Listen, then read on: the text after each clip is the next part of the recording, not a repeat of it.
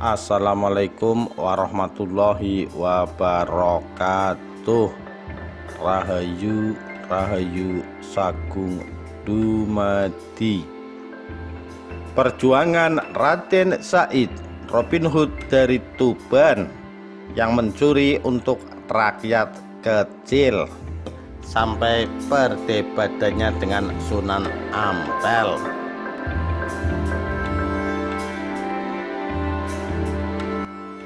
Ditulis oleh Aulia Octavia Rengganis, Sabtu 26 Maret 2022.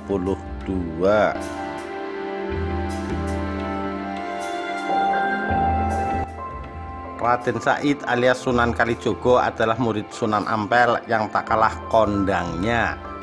Ia adalah putra Tumenggung Wilatikta alias Tumenggung Wilwatikta di Tuban yang masih berada di wilayah kekuasaan Kerajaan Mojopahit. Awalnya Raden Said merasa sangat berempati kepada rakyat Tuban yang nandang keserakat, menderita gizi buruk, dan hidup dalam kecingkrangan atau perampasan karena didera kemiskinan akibat paceklik berkepanjangan di wilayah Tuban.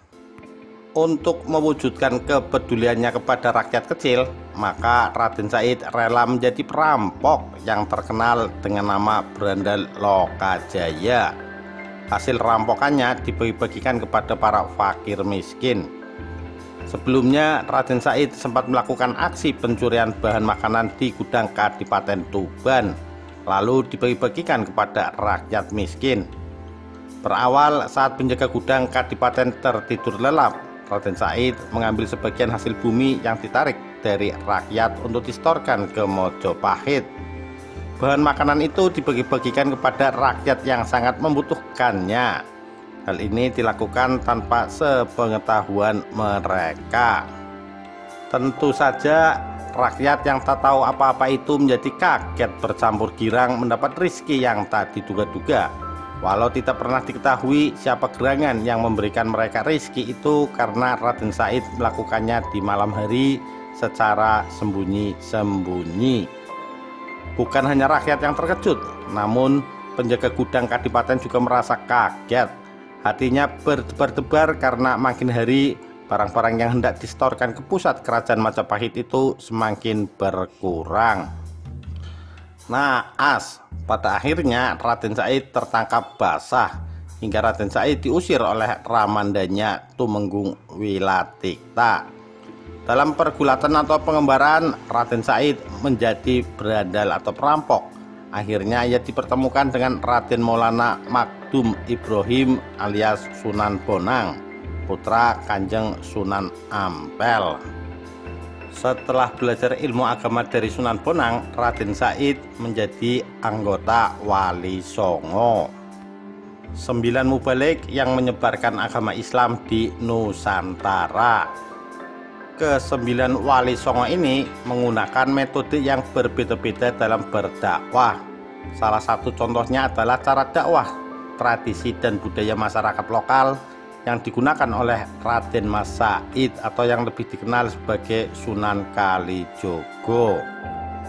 Sunan Kalijogo menggunakan tembang dan seni budaya lokal, termasuk wayang untuk menarik minat masyarakat terhadap Islam.